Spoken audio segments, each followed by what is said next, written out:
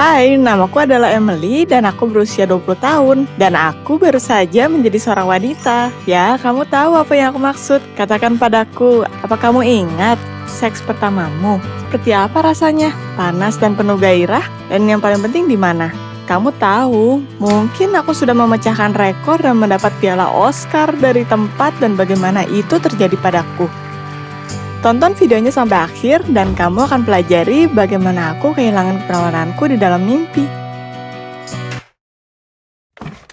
Di sekolah, sejak SMP aku menyukai Bob, tapi aku malu. Jadi yang bisa aku lakukan adalah mendiskusikan perasaanku padanya dengan teman baikku. Tapi sebelum kelulusan, aku memutuskan untuk bertindak karena biarpun jika aku ditolak, jalan kami akan berbeda. Jadi, 1 hari sebelumnya aku meninggalkan catatan di lokernya dari penggemar rahasia dengan koordinat tempat di belakang sekolah. Tapi ketika aku sampai di sana, aku melihat teman baikku berdiri dengannya, memeluknya dan berciuman. Tentu saja, dia tahu tentang rencanaku karena aku memberitahunya segalanya. Tapi bagaimana? Bagaimana dia bisa melakukan ini padaku? Dengan air mata aku kabur dari mereka. Aku sedang berkuliah di universitas. Aku melupakan dan menganggap kejadian ini sebagai mimpi buruk dan aku menjadi teman dengan Jessica.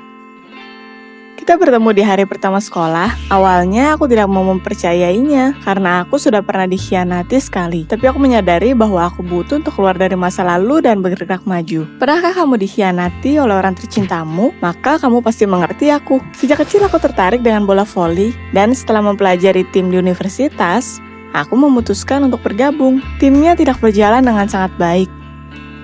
Tapi dengan kedatanganku, Jack dan Sam, semuanya berubah. Jack segera menjadi kapten dan Sam dan aku adalah pemain terbaik. Kita menghabiskan banyak waktu bersama, pergi keluar, bersenang-senang, dan tanpa menyadarinya, aku jatuh cinta pada Jack. Tapi seperti sebelumnya, aku tidak mempunyai keberanian untuk mengatakannya, dan dia tidak melihatku sebagai seorang gadis dan memperlakukanku seperti teman baiknya. Dalam 2 tahun, kita menaikkan peringkat menjadi tim voli terbaik dan memenangkan pertandingan penting, menjadi yang terbaik di negara kami. Kita memutuskan untuk merayakan akhir minggu di rumah desa Jack. Aku berpikir bahwa ini adalah hari yang tepat untuk menyatakan perasaanku. Aku tidak mau mengulang kesalahan masa lalu, jadi aku memutuskan untuk lebih terbuka dan tanpa rencana yang rumit. Akhir minggu datang. Aku pergi ke rumah Jack dan mengetuk. Jessica membuka pintunya untukku. Aku terkejut. Apa yang dia lakukan di sini? Lalu Jack muncul di belakangnya. Dia memeluk dan mencium Jessica. Aku tidak bisa berkata-kata. Jack mulai memperkenalkan kami satu sama lain. Tapi Jessica berkata kita sudah saling mengenal dan kita adalah teman baik. Jack senang kan itu, dan juga Jessica. Dan aku satu-satunya yang merasa seperti sedang jatuh ke kekosongan. Aku melihat mereka sepanjang pesta dan tidak bisa mempercayainya. Aku sekali lagi ada di situasi di mana sahabatku mencuri pacarku. Ternyata mereka sudah berpacaran sejak sekolah. Jessica berkata dia punya pacar, tapi siapa yang akan menyangka kalau itu adalah Jack? Aku pergi ke halaman untuk mencari udara segar dan menangis. Hatiku hancur untuk kedua kalinya, dengan cara yang sama seperti pertama kalinya. Aku berdiri di jalan, patah hati. Dan Sam menghampiriku. Dia melihatku sepanjang malam dan menyadari bahwa aku sedih akan sesuatu. Aku memeluknya dan berkata bahwa aku jatuh cinta dengan seorang pria dari tim kami. Dan dia tidak melihatku sebagai seorang gadis. Aku tidak berkata siapa itu. Dan bahwa dia sudah mempunyai pacar. Aku tidak ingin menjelaskan siapa yang kumaksud. Sam menenangkanku. Dia selalu baik padaku. Dan mendukungku dalam segala hal. Kita teman dekat. Jadi aku senang dia ada di sana. Akhirnya kita memutuskan untuk tinggal di rumahnya malam itu. Aku setuju, khususnya karena semua yang telah terjadi. Aku meminum terlalu banyak alkohol, jadi pulang ke rumah bukanlah pilihan. Aku berbaring di kamar tamu dan jatuh tertidur. Di malam itu aku terbangun karena suara aneh. Ketika aku membuka mataku, aku menyadari bahwa aku masih cukup mabuk dan aku setengah tertidur. Aku melihat seseorang masuk ke kamarku. Dan ketika tamu malamku mulai berbaring di sebelahku, memeluk dan mulai menciumku, aku menyadari itu adalah Jack. Aku menolak. Ini adalah kali pertamaku dan dia adalah pacar sahabatku. Aku tidak bisa melakukan ini padanya. Dan aku tidak bisa kehilangan keperawananku seperti itu. Tapi lalu aku mengingat segalanya yang telah aku lewati dan menyadari bahwa aku berhak untuk bahagia. Jadi aku memeluknya kembali. Ketika aku bangun setelah segalanya, aku melihat sekitar. Jack tidak ada di sana. Jadi itu hanya mimpi, pikirku. Tapi lalu aku melihat darah di ranjang. Aku mengecek tubuhku. Tidak ada luka dimanapun. Dan lalu aku sadar, itu bukan mimpi. Aku tidur dengan pacar sahabatku malam itu. Aku tidak tahu harus berbuat apa. Tapi setelah sedikit berpikir, aku senang. Itu berarti bahwa Jack mencintaiku. Segera dia akan meninggalkan Jessica dan menjadi milikku. Ya, temanku tidak akan senang, tapi setelah kegagalan cinta di hidupku, aku senang bahwa aku telah menemukan cinta. Apa kamu menyimpan rahasia dari temanmu? Apa kamu melakukan hal yang membuatmu malu? Beberapa minggu berlalu, aku menghindari Jessica selama ini. Aku malu akan apa yang telah kulakukan padanya. Tapi untuk pertama kalinya cintaku terbalas. Pikiran itu menenangkanku. Jack bertingkah seolah tidak ada yang terjadi. Dia berbicara pada aku seperti biasanya dan selalu berbicara tentang bagaimana dia sangat mencintai Jessica. Aku tidak bisa mengerti kenapa dia bertingkah seperti ini. Jadi aku memintanya untuk tinggal setelah latihan. Aku berkata bahwa aku ingin melatih satu teknik. Ketika semua orang pergi, aku menghampirinya dan bertanya, demi apa? Kenapa dia bertingkah seperti tidak ada yang terjadi? Jack melihatku terkejut dan berkata dia tidak tahu apa yang aku bicarakan. Di saat itu, Jessica datang di belakangnya. Dia datang untuk melihat Jack, tapi ketika dia melihat kami, dia memutuskan untuk mendengar apa yang kita bicarakan. Aku mengatakan segalanya, dan tentang malam itu, dan tentang cinta dan tentang darah. Jack mulai membuat alasan, berkata bahwa tidak ada yang terjadi di antara kami. Jessica mulai berteriak padanya, karena ternyata Jack pergi ke rumah Sam malam itu. Berkata bahwa ingin berbicara padanya tentang sesuatu. Dan ternyata dia pergi ke sana. Dan lalu tiba-tiba Sam muncul. Dia memutuskan untuk tinggal dan melihat kami, merasa ada sesuatu yang salah. Sam mengkonfirmasi perkataan Jack. Para pria melihatku dengan terkejut dan tidak setuju. Jadi semua ini hanya sebuah mimpi. Aku sangat malu dan aku memutuskan untuk kabur. Dan ketika aku berbalik, Sam menggenggam tanganku dan mengantarku ke kantor pelatih. Aku berusaha untuk membebaskan diriku, tapi dia bersikeras. Ketika dia ada di sana, dia berlutut dan meminta maaf.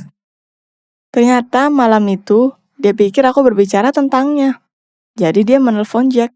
Dia ingin mendiskusikan apa yang seharusnya dia lakukan. Karena dia jatuh cinta denganku. Aku merona. Hatiku berdetak lebih cepat ketika aku berusaha menebak.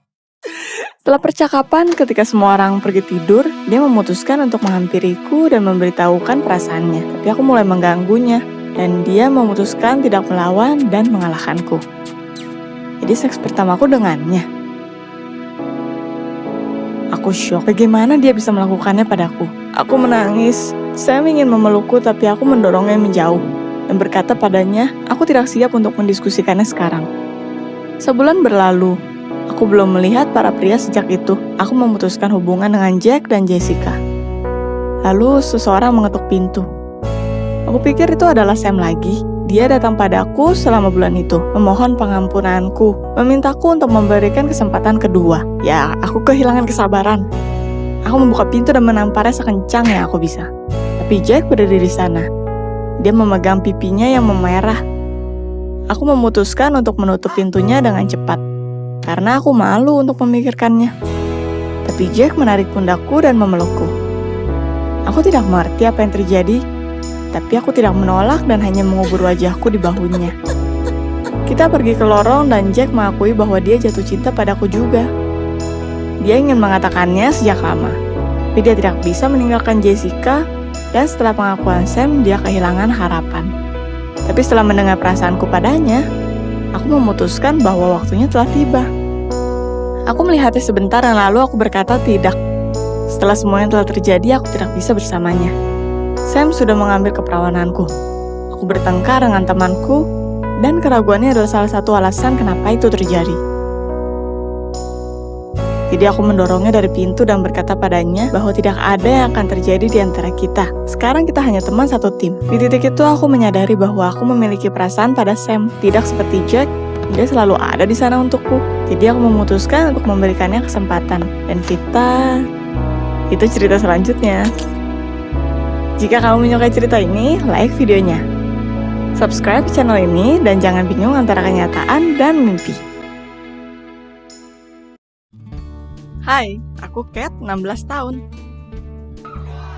Pernahkah kamu melakukan hal apapun yang gila? Kamu tahu, lompat dengan parasut, atau mungkin makan serangga karena sebuah taruhan. Aku suatu kali bertaruh aku bisa menggoda 30 pria, tapi aku tidak pernah berpikir bahwa aku akan menggoda pria gay. Tonton cerita ini sampai akhir dan kamu akan tahu bagaimana aku keluar dari cerita ini dan bagaimana aku masuk ke dalamnya. Sejak kecil, Chelsea dan aku adalah teman baik. Kita sangat mirip sampai banyak yang berpikir kita adalah saudara. Tapi semakin kita dewasa, kita semakin berbeda. Dan masalahnya bukan pada Chelsea, tapi orang tuanya. Kamu tahu bagaimana menceritakannya dengan santai. Mereka sangat membosankan. Selalu terlalu tenang, mengagumi kedisiplinan dan aturan ketat. Tapi kita masih berhasil mengeluarkannya dan mengguncang kerajaan mereka. Jadi itu berlangsung terus sampai suatu hari kita melampaui batas. Sedikit terbawa akan permainan, kita membuat banjir kecil. Orang tuanya marah dan membuat Chelsea menjadi tahanan rumah untuk beberapa bulan. Dan di waktu itu, Chelsea berubah dari penurut menjadi gadis yang pendiam dan mandiri. Dan segera dia berubah menjadi gadis yang muram, membosankan, dan sangat pemalu. Apa kamu mampu untuk melihat teman baikmu berubah perlahan menjadi seorang gadis penakut? Aku tidak bisa, dan aku memutuskan untuk memunculkan kembali Chelsea sesungguhnya ke dunia, tak peduli apapun. Tapi keinginanku hampir tak berguna. Itu seperti Chelsea tidak tertarik lagi akan apapun. Tapi seseorang tidak bisa acuh akan semua hal. Aku memutuskan untuk mengikutinya. Pengintaian menunjukkan bahwa Chelsea bergaul di toko buku komik sepanjang hari. Tapi dia membenci buku komik. Itu bukan mereka. Dan lalu semuanya terungkap. Penjual mudanya ditatap oleh Chelsea. Itu adalah alasannya. Segera setelah Chelsea keluar ke jalanan, aku menghampirinya dan memeluknya. Berkata, "Hai, aku tahu rahasiamu." Dia mundur, tapi ketika aku menanyakannya tentang perasaannya akan pegawai toko itu, dia langsung menepisnya. Ternyata Chelsea sangat jatuh cinta, tapi takut untuk mengambil langkah pertamanya. Aku bukan ahli dalam hal percintaan, tapi aku memiliki beberapa hubungan singkat tahun lalu. Dan aku memutuskan untuk membantu Chelsea memenangkan cintanya. Tapi ternyata Chelsea terinspirasi oleh orang tuanya. Seorang gadis tidak seharusnya mengambil langkah pertama dan mengajak perkenalan duluan. Aku berusaha meyakinkannya bahwa itu tidak buruk untuk berkenalan. Aku sudah beberapa kali mengajak berkenalan, tapi Chelsea mentertawakanku. Dia berkata dia melihat dengan mata kepalanya sendiri bagaimana pria menggodaku. Itu bukan disebut berkenalan. Tawa Chelsea menyinggungku. Aku tidak duduk di rumah, perlahan menghilang. Aku harus menaruhnya di tempatnya.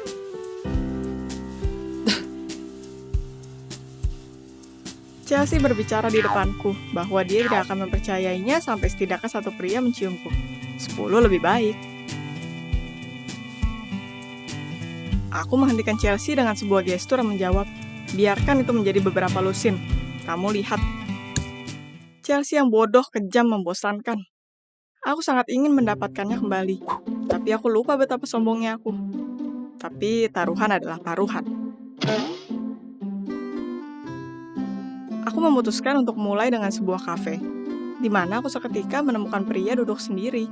Aku duduk di sebelahnya dan mulai bercerita tentang diriku dan memujinya. Itu hanya beberapa menit untuk perkenalan kami. Semua berjalan cukup lancar, Pria itu bahkan tersenyum manis, tapi seketika dia berbalik padaku, menatap, mengambil alat dari kupingnya dan bertanya apa yang kuinginkan darinya. Aku lari tanpa melihat, terbakar malu. Percobaan pertama gagal, tapi itu terlalu dini untuk menyerah. Aku memutuskan untuk mencoba keberuntungan di taman dan menghampiri seorang pria tampan. Kita tersenyum pada satu sama lain, memperkenalkan diri dan aku berusaha menggodanya. Tapi, Tuhan, dia terlalu cepat. Aku mulai terjatuh ke belakang, dan pria itu hanya mengangkat bahu. Untuk fans dari berlari, tidak ada yang lebih penting dari berlari.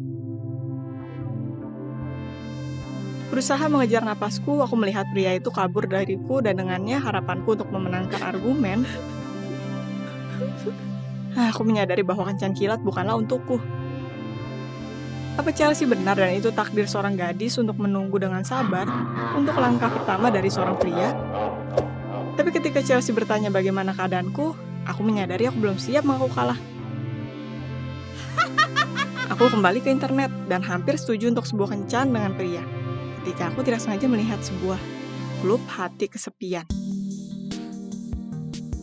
Sebuah klub tertutup dengan biaya masuk, aturan ketat dan hanya untuk orang-orang serius. Begitu yang tertulis di aturannya. Aku melihat melalui daftar peserta untuk pertemuan berikutnya, dan melihat beberapa pria dan sepasang gadis berambut pendek. Bagus, hampir tidak ada saingan. Itu tidak sampai aku tiba di pertemuan dan menyadari kenapa semua pria ada di sana. Sial, para pria ini hanya tertarik pada pria. Sekarang aku mengerti kenapa di sana ada banyak aturan dan biaya masuk. Anggota dari klub sangat serius untuk mencari cinta. Apa yang harus kulakukan? Aku sudah membayar biaya pendaftaranku. Jadi aku tinggal sampai akhir hari. Aku mendengarkan beberapa seminar, meminum kopi gratis, dan berbicara pada pria, menghindari pertanyaan aneh. Sebagai permintaan pribadi, aku meminta semua pria untuk mengambil foto kami berpelukan dan berciuman. Para pria dengan senang hati setuju dan aku mendapat banyak foto. Chelsea terkejut. Dia tidak mengharapkanku untuk memenangkan perdebatan bodoh ini.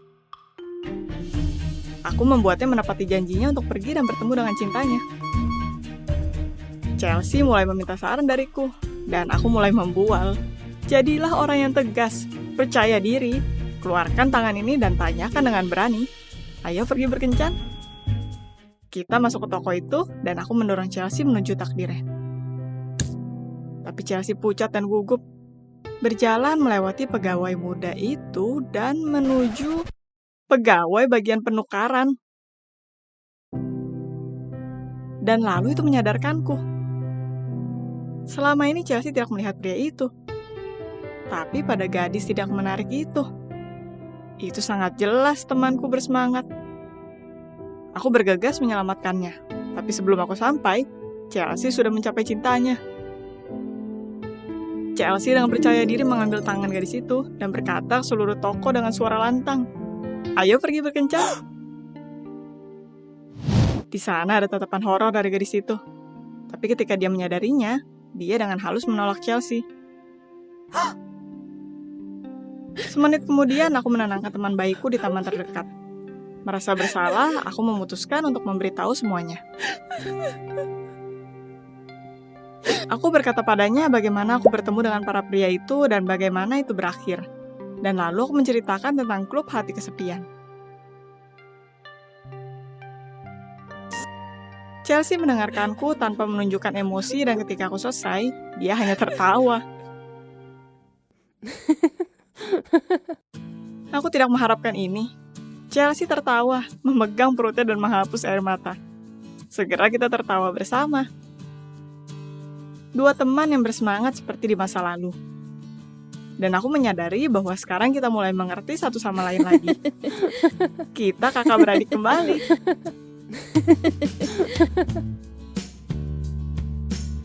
Chelsea diterima di klub dan di sana dia bertemu dengan seorang gadis yang dia sangat suka. Ya, aku mengumpulkan diriku dan berpetualang untuk bisa berkenalan lagi. Dan kamu tahu apa? Aku berhasil. Tapi ada cerita lain. Pernahkah kamu memiliki saat aneh ketika kamu bertemu dengan seseorang? Bagaimana kamu berhasil memenangkan hati orang yang kamu cintai? Bagikan di komentar. Like dan subscribe di channel ini, dan klik tombol loncengnya, jadi kamu tidak ketinggalan video baru. Halo semua, aku Virginia, 15 tahun. Apa yang rela kamu lakukan demi mimpimu? Bekerja keras? Atau meminta bantuan dari kekuatan mistis? Tonton cerita ini sampai akhir dan temukan bagaimana pencapaian mimpi membawaku ke dasar dari sumur permohonan. Aku memiliki mimpi dan mimpiku bernama Rodi. Rodi adalah pacarku. Ya, aku sudah jatuh cinta padanya sejak SMP, dan dia terkadang menyapaku. Itu lebih baik daripada jika dia tidak mengatakan apapun sama sekali. Tapi kamu tahu, itu sangat pahit dan menyakitkan ketika cintamu tidak menyadarimu. Tapi aku memutuskan bahwa tahun ini semuanya akan berubah. Kenapa tepatnya ini? Pertama-tama, aku akan beruntung suatu hari nanti. Kedua, aku membaca sebuah horoskop di website. Jangan menilaiku. Dan ya, itu disebutkan apa yang harus kulakukan. Jika keberuntungan itu sendiri menyuruhku untuk maju, maka kesempatan ini tidak boleh dilewatkan. Tapi harus mulai dari mana? Ketika aku memikirkannya, di sana ada berita baik. Seorang guru sejarah mengajak murid-murid untuk tur 2 hari ke reruntuhan dari sebuah rumah tua di daerah bekas bukit. Seseorang yang terkenal tinggal di sana dan itu bagus dan indah. Aku tidak begitu menyukai karya wisata, tapi Rodi sangat menyukainya. Dia langsung mendaftar dan aku mengikutinya. Apa kamu suka pergi ke tempat bersejarah? Aku tidak pernah tertarik berjalan melalui bangunan terbengkalai yang berdebu. Tapi apa yang tidak akan kamu lakukan demi cinta? Aku menyiapkan untuk hari itu seperti sebuah kencan sungguhan. Dari dress sampai model rambut, semuanya bagus. Aku memiliki 10 cara berbeda untuk memulai sebuah percakapan dengan Rodi. Dan apa yang aku lihat ketika aku sampai di bus? Tempat duduk di sebelah Rodi diambil oleh temanku Madeline. Lagi pula apa yang dia lakukan di sini? Dia tidak menyukai perjalanan ini sama seperti diriku. Aku seharusnya bisa bertatapan dengan pacarku. Tapi malahan aku menatap pohon cemara di luar jendela selama 5 jam. Sangat indah, terima kasih. Kita menghabiskan sepanjang hari di jalan dan malamnya kita check-in di hotel. Madeline memesan 1 kamar untuk kami dan menarik tanganku ke sana untuk memberitahuku dengan mata terpukau bahwa ini adalah takdir. Dia berkata dia harus memutuskan untuk menggoda pria dari mimpinya di tur ini. Dan sejak aku juga ada di sana, dia akan beruntung. Ini hanyalah sebuah horor. Aku berpikir aku sudah memiliki Rodi, dan seketika aku memiliki saingan. Dan dia adalah teman baikku. Mungkin Aquarius juga butuh untuk menguatkan kehidupan pribadinya tahun ini. Satu hal yang pasti, aku tidak akan menyerah. Keesokan harinya kita pergi dengan tur. Gurunya berbicara tentang rumah aneh dan penulis yang tinggal di dalamnya. Tapi hanya beberapa kutub buku yang mendengarkan. Para anak laki-laki bercanda. Madeline mengelilingi Rodi dan aku berpikir apa yang bisa kulakukan supaya bisa berada di dekat Rodi, bukannya Madeline. Aku tidak sadar sampai kita ada di taman, di mana Pak Aksher berkata pada kami tentang sumur permohonan. Dia berkata bahwa di sana ada legenda. Jika kamu bisa turun sampai ke dasarnya, maka permohonanmu akan menjadi kenyataan. Ini luar biasa. Kapan aku akan mendapatkan kesempatan lagi? Tapi Pak Aksher tidak memberitahu kami di mana sumurnya. Di mana logikanya? Pertama memberitahu dan menggoda, dan lalu menantang kami. Payah. Apapun itu, kita memiliki waktu luang setelah tur. Aku bisa berjalan melewati reruntuhan dan melihat pameran menarik. Tapi aku sangat tergoda untuk mencari sumur permohonan itu. Tapi tentu saja aku tidak menemukan apapun. Kenapa aku selalu tidak beruntung? Tidak ada apa-apa kecuali batu dan semak.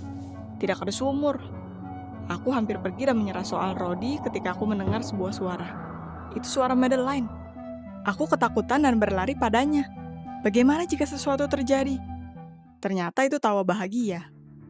Aku bukan satu-satunya yang datang dengan ide brilian untuk mencari sumurnya. Tapi Madeline tidak sepertiku, sangat beruntung. Dia menciumku di kedua pipi, berkata bahwa aku adalah keberuntungannya, dan dia akan turun ke bawah dan memohon akan cinta hebat bersama Rodi. Mataku memerah karena marah. Aku tahu bahwa sumur ini hanyalah sebuah legenda bodoh, Dan cinta sejati tidak ada untukku atau untuk Madeline. Tetap saja aku siap untuk bertarung demi hal untuk turun ke bawah sana dan yang lebih penting, untuk membiarkan Madeline di luar. Apa yang kecemburuan lakukan? Aku berusaha mencegahnya. Aku berkata itu bodoh bahwa dia rela mematahkan kakinya di sana, bahwa Rodi hanya tertarik pada reruntuhan, bahwa dia tidak peduli pada anak perempuan. Dan Madeline tetap berargumen. Tapi aku mencintainya dan sekarang apa? Madeline ada dalam kemarahan. Panjang tur dia mempercayaiku dan aku membuat rencana untuk mencuri pacarnya. Tapi hey, aku sudah jatuh cinta pada pria ini lebih lama. Jadi dia yang menghancurkan kebahagiaanku, bukan? Kata demi kata aku mendorongnya. Dia mendorongku. Aku mendorongnya lebih kencang. Aku mendorong Madeline ke sumur. Dan di saat terakhir aku memegang tangannya, tapi dia tidak memiliki waktu. Dia jatuh seperti sekantung batu. Apa kamu pernah merasa bersalah karena sesuatu berjalan buruk? Sangat-sangat buruk. Buruk sekali. Aku baru saja membunuh teman bayiku dan rasa bersalahnya sangat besar. Aku berteriak dalam horor dan lari menuruni tangga. Tidak. Aku tidak ingin Madeline mati. Sial. Madeline, aku minta maaf. Tolong, biarkan dia hidup. Biarkan semuanya baik-baik saja. Tangganya runtuh di bawah kakiku dan aku harus meloncat ke dalam kegelapan. Itu tidak terlalu tinggi untuk melukaiku, tapi di mana Madeline? Aku mulai meneriakkan namanya lebih kencang. Dan seketika seseorang menyerangku. Aku berteriak dalam horor dan Madeline tertawa, berkata aku berhak mendapatkannya. Ketakutan untuk ketakutan. Setidaknya dia jelas hidup dan cukup sehat. Tapi dia segera berhenti tertawa ketika sisa tangganya jatuh hampir di atas kepala kami saat kami berloncat-loncat. Bagaimana aku bisa bangun? Aku berusaha untuk memanjat batunya. Itu tidak berguna. Mereka berjatuhan di bawah tanganku dan tidak membiarkanku memegangnya. Bagaimana jika Madeline memanjat? Hal yang sama. Madeline mungkin lebih ringan dariku. Tapi kamu harus menjadi cicak untuk bisa memanjatnya. Apa kita akan berada di sini selamanya? Aku tidak pernah manja, tapi aku tidak bisa menghadapinya. Aku tidak berpikir itu akan berubah seperti ini. Ini semua salahku. Jika aku tidak mendorong Madeline, dan sekarang kita akan mati. Bersama. Di dasar sumur. Kenapa aku pergi mencarinya? Bodoh.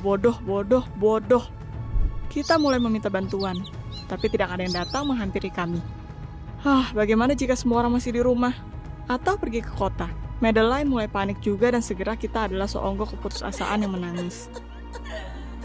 Dalam kemarahanku, aku mulai menonjokkan tanganku ke dinding. Dan seketika tanganku jatuh. Madeline menyinarinya dan ternyata di satu sudut ada sebuah gang kecil yang tidak kita sadari. Terlihat seperti bayangan dari tangganya.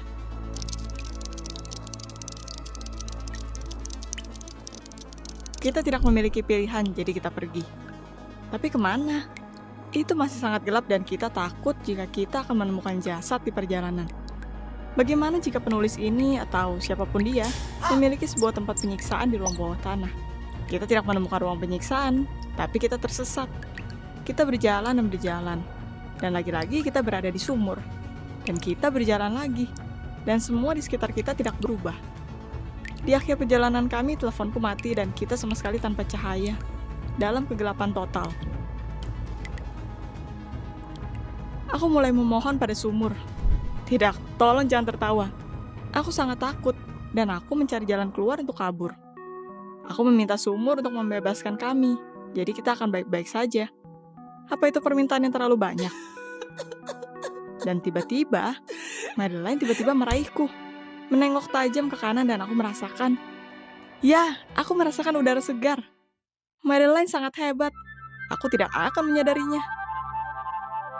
Kita lari sekencang yang kami bisa, menggeserkan kaki kami melawan kasarnya batu, dan lalu kita melihat sebuah cahaya di ujung lorong. Bang! Kita menabrak pintu yang terkunci. Apa kita akan benar tinggal di sini dan mati? Itu yang ada di pikiran kami. Dan pintunya terbuka. Penjaga mengantar kami ke rumah dan berkata pada kami bahwa itu adalah atraksi turis, sebuah labirin bawah tanah. Itu hanya tidak berfungsi hari ini. Kita merangkak keluar ke teman-teman kami, takut dan bahagia. Dan di saat ini, kita melihat teman sekelas kami melompat pada rodi di dekat bus. Kita melihat satu sama lain yang tertawa gugup. Ya, kita menemukan sebuah petualangan. Dan semua untuk apa? Untuk seorang pria yang sibuk. Sementara itu, subscribe channel kami. Like, repost, dan kirim ceritamu. Kita sangat menunggunya. Bye-bye. Hai, namaku Stephanie dan aku 15 tahun. Kita semua memiliki relatif yang membuat kita gemetar. Adik yang menyebalkan, kakak perempuan yang kejam, kembaran yang rese. Bagiku, itu adalah sepupuku Billy. Tidak hanya dia mengesalkan, dia juga pintar. Terlalu pintar. Tonton video ini sampai akhir dan temukan bagaimana jenius jahat ini mengubahku menjadi bonekanya. Setiap tahun di akhir musim panas, Billy dan keluarganya tinggal dengan kami. Dan ini meracuni sisa liburan kami. Billy 2 tahun lebih muda daripadaku. Sejak kecil, orang membosankan ini dibawa ke rumahku. Jadi kita bisa berkomunikasi. Kenyataannya, keluarga kami berharap bahwa aku akan mendapat virus kutu buku darinya. Dan juga menjadi murid yang hebat. Tapi aku hanya sakit kepala. Tidak, ada hal yang lebih buruk yang bisa menghancurkan liburanku, kayak musim panas, atau kelas tambahan Jerman, kurungan rumah selama 3 bulan. Tapi Billy ada di daftar 5 teratas dari mimpi buruk musim panasku. Aku harus mengantarnya kemanapun dan melihat dia mempermalukanku di depan teman-temanku. Aku harus membagi semua uang jajanku atau dia akan mengeluh bahwa aku serakah. Di saat yang sama, dia bahkan takut untuk turun dari trotoar ke rerumputan. Dan jika aku melakukan sesuatu yang lucu, dia akan langsung memberitahu orang tuanya dan orang tuaku. Dan yang paling penting, dia selalu baik dan aku selalu buruk. Selalu. Tidakkah itu membuatmu gila? Tahun ini, Billy bertumbuh sedikit dan menjadi lebih tidak tertahankan. Orang tua kami selalu bahagia bahwa seluruh keluarga bersama. Ya, aku menendang Billy di bawah meja untuk menghukumnya. Seketika, dia menawarkan sebuah perjanjian. Dia berkata bahwa dia telah dewasa, dan sekarang dia tertarik untuk tahu lebih banyak tentang gadis. Bagaimana bicara dengan mereka, bagaimana berteman, dan semua itu. Aku tertawa. Aku belum melihat teman-teman Billy. Aku rasa perasaan terhangatnya disebabkan oleh sebuah foto dari Nikola Tesla dari Wikipedia. Dia adalah pecundang dalam semuanya, yang tidak mengorbankan tempat pertama di Olimpiade. Tapi Billy tidak bercanda. Penawarannya sangat serius. Dia akan menolongku dengan tugas musim panasku, dan aku akan mengajarkannya menjadi populer dan disukai para gadis. Bagaimana menggiurkannya? Lalu Billy tidak akan menggangguku, dan orang tuaku akan berhenti menanyakan soal sekolah. Jadi aku menumpahkan semuanya pada Billy. Tugasku, ujianku, esaiku dalam Jerman. Keluarga kami tidak tahu tentang perjanjiannya dan tidak tersentuh. Setidaknya anak-anak akur. Mungkin Steph akan mempelajari sesuatu yang baik dari Billy. Aku sangat terganggu dengan pembicaraan mereka. Tapi aku tidak menunjukkannya supaya rencananya berhasil. Aku sangat tidak ingin mengajarkan Billy apapun. Aku tidak mau terlibat dengan si brengsek ini. Aku hanya ingin dia mengerjakan tugasku. Billy menyelesaikan tugasku dengan cepat. Dan aku mendapat kesenangan mensabotase perjanjiannya. Apa kamu ingin memiliki teman? Bertingkahlah lebih kurang ajar. Semakin kamu terlihat bermasalah, semakin kamu akan dihargai. Jadi anak baik kita berhadapan dengan gangster. Dan lalu dia bertanya bagaimana menyenangkan gadis. Aku berkata padanya, mulai dengan lelucon kotor. Itu akan menceriakan suasana. Oh, kamu dihukum? Itu tidak apa-apa. Itu akan berguna untuk hal lain. Menuruti saranku, dia berpakaian tidak rapi. Berbicara dengan kata-kata jadul yang ada sebelum kita lahir. Dan segera menjadi badut paling terkenal di area. Tidak, saranku mungkin akan berfungsi dengan orang lain. Tapi tidak dengan Billy. Dia adalah contoh buruk, tanpa harapan. Aku memiliki waktu menyenangkan, bersenang-senang sepanjang hari, dan lalu aku akan datang ke rumah dan Billy akan menunjukkan tugas yang terselesaikan. Aku mengagumi bagaimana aku bisa mengubahnya menjadi keuntunganku. Dan beberapa hari sebelum akhir liburan, aku tidak bisa menahannya dan berkata pada Billy bahwa dia adalah seorang pecundang dan bahwa aku mempermainkannya. Aku ingin menikmati reaksinya, tapi Dia sangat tenang, bahkan senang. Tidak baik, senang yang mencurigakan. Lalu dia berbicara. Ternyata dia menebak bahwa aku tidak membantunya. Itu kenapa semua tugasku, remedial, ujian, dan hal lainnya ada kesalahan. Mereka tidak bisa diperbaiki dengan cepat. Tapi dia tahu aku tidak akan pernah menemukannya. Dan jika aku ingin melewati semua tugas di bulan September, aku akan melakukan apa yang Billy katakan. Aku berada dalam syok akan balasan ini. Aku tidak mempercayainya. Billy lebih pintar dariku. Billy berkata baik kepadaku, dan dia dan keluarganya mengendarai mobil ke sisi lain kota, ke rumahnya. Nah, aku ditinggalkan sendiri dengan kegagalanku. Aku menghabiskan sisa sore bersantai di sekitar rumah, menunggu yang terburuk. Apa yang Billy akan minta sebagai balasannya? Uang jajanku. Tapi rencana Billy berbeda. Billy memutuskan bahwa hal satu-satunya yang membuat anak laki-laki keren adalah gadis keren. Dan aku bisa berbohong dengan mengunjungi Billy beberapa kali seminggu. Jika tentu saja aku ingin jawaban benar akan tugasku. Aku sangat marah, tapi aku ingin untuk keluar dari situasi bodoh ini sebagai seorang pemenang. Setelah sekolah, aku mengenakan pakaian lebih baik dan pergi ke sekolahnya untuk menjemput Billy setelah sekolah. Menurut legenda, aku adalah pacarnya yang dia temui di musim panas. Pernahkah kamu ada di situasi di mana kamu jelas mengerti bahwa jika kamu tertangkap, kamu akan mati karena malu? Tapi di sana tidak ada jalan yang lain. Biar teman sekelas yang bisa melihat kami, aku dengan menantang menghampirinya di taman terdekat. Kita memakan es krim dan dia berkata omong kosong tentang olimpiade yang tidak terlalu buruk, tapi itu membosankan. Sesekali temannya lewat dan lalu aku melakukan yang terbaik untuk bertingkah seolah jatuh cinta. Mereka melihat kami dengan aneh. Sebagai balasannya, Billy mengkoreksi beberapa tes yang akan aku ambil hari Jumat. Dan kita setuju untuk pertemuan berikutnya. Jadi itu berlangsung sepanjang musim gugur. Sekali seminggu aku pergi ke rumah Billy untuk memerankan gadis dewasa yang keren. Aku tidak tahu apa semua orang mempercayainya, tapi mereka percaya. Aku tidak menyukai semua hal tentang Billy, dari cara dia bercerita sampai cara berpakaian. Suatu hari aku tidak bisa menghadapinya dan mengantarnya ke toko dengan uang jajanku untuk merubahnya menjadi pakaian normal, karena itu tak tertahankan untuk melihatnya setiap minggu. Orang tuanya hampir meleleh. Sepupu yang perhatian, bagaimana dia mengubahnya? Supaya tidak mati kebosanan, aku membuatnya menonton beberapa dari anime favoritku. Dia melaporkan tontonannya, seperti sebuah kelas literatur, menjelaskan teksnya dan makna ganda dari poin ke poin. Aku tidak menyadari bahwa ada banyak hal mendalam dari cara robot menyelamatkan galaksi. Dan aku akan mengirimkannya meme sebagai balasannya dan lalu menjelaskan mengapa itu lucu. Suatu hari Billy berkata bahwa dia menjadwalkan kencan kami karena dia akan pergi dengan temannya. Kutu buku ini berhasil berteman. Seminggu kemudian, dalam panik, dia menulisku bahwa seorang gadis dari kelasnya memberinya sosial media saudarinya dan menyuruh untuk menulisnya. Apa yang dia harus lakukan? Aku berkata padanya untuk pertama-tama merubah profile picture-nya ke sesuatu yang sedikit lebih bagus. Aku harus pergi dan menolong orang lemah ini mengambil selfie.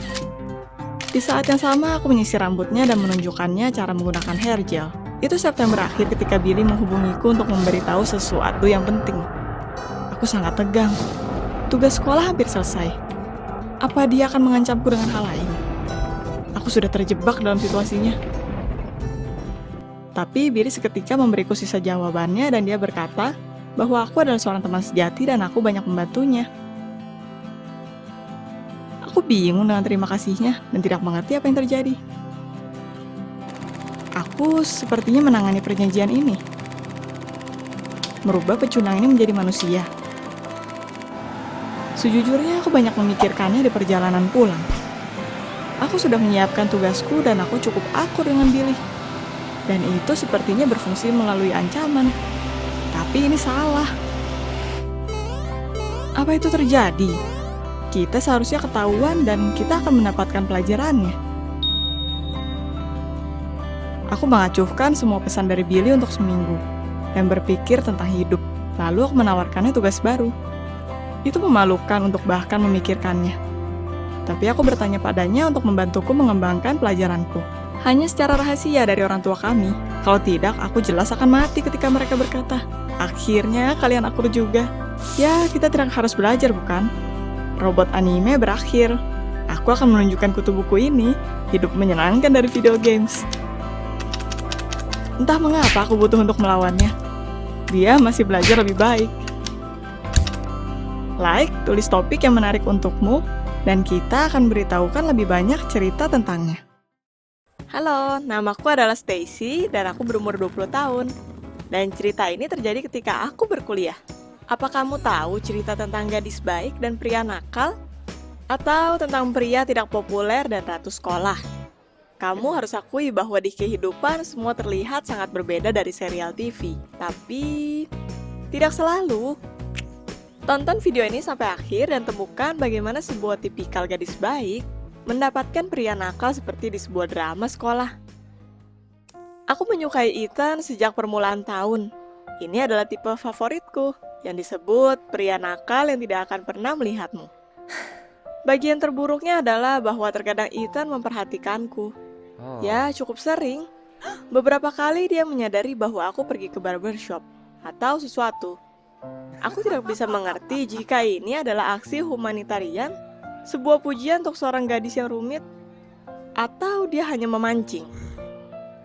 Tapi itu tetap membuat hatiku senang. Kebanyakan waktu, Ethan bergaul dengan beberapa pria dari pinggiran kota. Dia mengendarai motor ke kampus. Walaupun berkendara ke kampus agak dilebih-lebihkan, dia tidak begitu sering masuk kuliah. Aku bahkan memiliki kencan terpisah di kalenderku. Ethan ada di kampus hari ini, dan sebuah garis hitam terpisah setiap tahun. Ethan mencoba untuk pindah ke kelas lain. Kenyataannya adalah setiap tahun mereka berusaha menendangnya dari kampus. Dan setiap tahun dengan cara yang mengejutkan, di saat terakhir dia naik ke kelas atas. Kamu 100% pasti pernah dikelilingi orang seperti ini, kan? Ketika kamu belajar untuk beberapa hari, pria ini meludah di atap dan lalu tiba-tiba melewati semua ujian dengan sempurna. Dan kamu hanya bisa menarik rambutmu dan berkata, "Bagaimana bisa?" Ya, sekarang aku tahu bagaimana. Tahun ini ketika Ethan mengumpulkan semua kelas yang dia lewati, dia datang padaku, sehingga aku bisa membantunya sebagai teman. Dan aku setuju. Aku tidak memiliki kehidupan, tapi aku bukan dari hutan dan aku menonton TV shows. Aku tahu ini adalah kesempatanku. Aku tidak punya teman. Hubungan dengan orang tuaku yang tinggal di kota lain terputus. Jadi aku hanya sendiri saat itu dan mencoba untuk tidak begitu memikirkannya. Jadi tidak ada yang bisa berargumen denganku. Dan aku berubah dari zona teracuhkan ke zona teman santai. Kita setuju untuk belajar di kelas komputer setelah sekolah. Banyak dari kami yang melakukannya. Itu adalah pertama kalinya aku memakai makeup ke kampus. Aku merasa diriku sangat bodoh. Tidak beraturan sampai itu sulit untuk menyampaikannya. Aku sangat senang bahwa di saat terakhir aku berhasil mengumpulkan diriku, lari ke toilet dan mencuci wajahku yang aku gambar sebelumnya. Lalu kita mulai belajar bersama. Ya, jenis belajar ini, Ethan tidak melakukan apa-apa, dan aku tahu dia memanfaatkanku. Tapi ini adalah pertama kalinya kita berbicara berdua selama 3 tahun. Dan dia mengucapkan terima kasih untuk bantuanku, jadi aku tidak bisa menolak. Ini berlangsung selama 2 atau 3 kali. Tapi akhirnya perayaan zona pertemanan ini berakhir. Aku sakit. Dengan tangan lemah dan bergetar aku menulis Ethan bahwa aku tidak masuk ke kelas hari ini. Yang dikeluhkan oleh Ethan bahwa ini adalah tugas yang dia butuhkan untuk segera diselesaikan. Dan mungkin dia bisa mengirimiku tugasnya dan aku akan mengerjakan semuanya dan mengiriminya kembali. Aku hampir setuju. Hanya saja di saat terakhir aku menyadari bahwa dia akan tetap mengirimiku tugasnya. Bahwa pertemuan kami akan berakhir, dan bahwa aku hanya akan ditemani oleh isai menjijikannya dan tes tengah tertulisnya. Dan aku berkata tidak. Itu terdengar salah, bukan? Aku sebenarnya berkata, "Tidak, Ethan, aku tidak bisa menyelesaikannya tanpamu. Karena aku sakit, bisakah kamu datang ke sini? Lagi pula kamu punya motor, jadi itu tidak akan sulit, kan?" Tetanggaku, kita tidak berteman baik, berkata, dan dia pergi ke rumah teman malam itu. Aku berusaha untuk berdebat bahwa tidak ada tapi siapa yang mendengarkanku? Aku senang bahwa aku tidak menjerumuskan diriku menjadi guru online gratis. Dan aku membutuhkan sedikit waktu untuk menyadari bahwa aku memanggil pria yang kusukai ke rumah. Dan aku masih dalam ingus, depresi, dan piyama. Aku merona dan itu tidak ada hubungannya dengan temperatur. Sungguh memalukan. Aku meminum banyak obat dan melempar tisu kertasku dan menunggu. Ethan tiba dengan muka lebam. Sangat lebam. Aku tidak langsung mengetahui di mana aku harus meletakkan esnya. Dan dia tidak menjelaskan apapun padaku. Dia bercanda bahwa kita berdua punya masalah kesehatan dan melempar tugas daruratnya padaku dan sebuah kantung jeruk. Aku sibuk sampai hampir pagi. Terlalu banyak tes dan kepalaku terlalu sakit. Dan lalu Ethan pergi dan memberiku satu candaan terakhir tentang betapa pintarnya aku menerima pria di rumahku saat malam. Dan aku harus berhati-hati. Dan kita tidak memiliki seperti yang kupikirkan. Aku menghabiskan setengah hari memakan jeruk dan menonton acara TV. Dan semakin aku menontonnya, semakin buruk mereka mempengaruhiku. Apa kamu pikir bahwa serial TV tentang cerita remaja banyak menolong di kehidupan nyata? Mereka tidak bisa diharapkan. Tapi sangat meyakinkan jika kamu terbunuh oleh cinta tak terbalas dan tes sosiologi yang tak terselesaikan. Aku seketika berpikir bagaimana jika Ethan sangat menyukaiku, tapi lalu aku berkata pada diriku, tidak mungkin, aku adalah kutu buku dengan kacamata tanpa batasan pribadi. Jadi aku memutuskan untuk mengeluarkan Ethan dari pikiranku, memikirkan tentang minatku dan melakukan sesuatu tentang tugasku yang terlewat, yang mulai bertambah karena aku menolong si brengsek ini dengan studinya. Tahun sekolah berakhir, aku sedikit kecewa dengan hasilnya, tapi tidak begitu sampai orang tuaku melebih-lebihkan masalahnya karena tidak menolong soal uang. Ethan lagi-lagi sukses melewati batas dan juga ditransfer ke kelas berikutnya. Dan lalu, ketika aku bahkan mulai berhasil tidak memikirkannya, dia muncul di horizon dan menawarkanku kencan bonus. Untuk bantuanku, kamu lihat, aku bingung dan setuju. Hatiku bertak seperti aku telah meminum 10 liter kopi. Aku berada di antara berpura-pura sakit ke kenakan gaun cantik.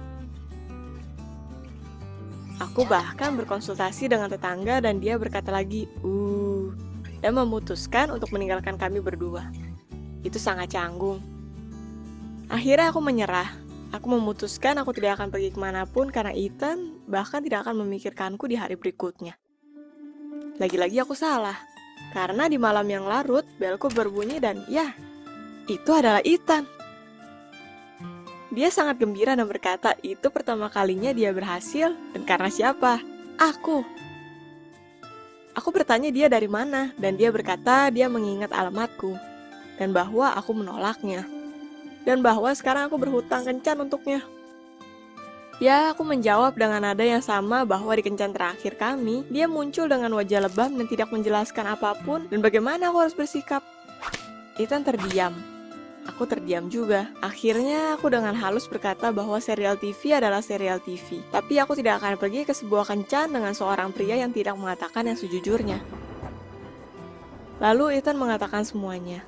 Dia berkata dia cukup bodoh untuk terlilit hutang dan bagaimana dia membutuhkan uang. Bahkan di sini aku tegang. Aku berpikir bahwa sekarang dia akan mulai meminjam uang dariku dan aku tidak menjadi sebodoh itu. Tapi Ethan berkata dia sudah mengumpulkan uang sendiri cukup lama. Aku mengetahui bahwa dia bekerja paruh waktu di salah satu klub di lingkungan kami yang buruk. Dia berkata bahwa dia akan segera mengumpulkan jumlah uang untuk hutangnya. Jadi hal utamanya adalah supaya dia tidak berhenti kuliah dan tidak ada orang yang memberitahu ibunya tentang masalah ini. Dia sangat dramatis. Jadi aku menenangkannya sedikit dan meyakinkannya bahwa aku tidak mengenal ibunya. Dan tentu saja aku bertanya bagaimana aku bisa membantu. Itu Ethan, kamu tahu kan? Ethan melihatku waspada, mendesah dan berkata bahwa sampai belakangan, dia akan meminjam uang dariku dan tidak akan mengembalikannya. Tapi aku sangat terbuka dengan kegagalanku sampai dia merasa tidak enak. Dan ini adalah kencan paling idiot di hidupku. Aku bahkan tidak menawarkan teh. Itu mungkin waktu yang tepat untuk jatuh ke pelukan masing-masing seperti di serial TV. Tapi aku takut. Pria ini berhutang banyak, terlibat perkelahian, berbohong. Pria nakal tentunya mimpiku, tapi tidak seburuk itu. Dan aku berkata padanya bahwa kencannya adalah ketika dia sudah keluar dari masalah dan mengembangkan kuliahnya. Dan aku akan mengembangkan kuliahku. Ya, kencan pertama kami sesungguhnya adalah besok. Ya, pria tanpa harapan ini akhirnya membenahi hidupnya. Walaupun dia harus menjual motornya, dan lalu tinggal denganku selama 6 bulan. Untuk makanan. Dia seorang koki yang hebat, dan dia mencoba untuk meyakinkanku bahwa bukannya dress marrying, lebih baik membeli motor baru untuk pernikahan. Dan tetanggaku berkata, ketika dia pindah. Dan aku berteman dengannya di jaringan sosial. Jika kita berhasil, aku akan menulisnya. Aku ingin itu menjadi, setidaknya sekali. Pernahkah kamu memiliki cerita seperti di film? Beritahu kami di komentar. Jangan lupa untuk subscribe di channel ini dan like video yang kamu suka. Akan ada cerita baru lainnya.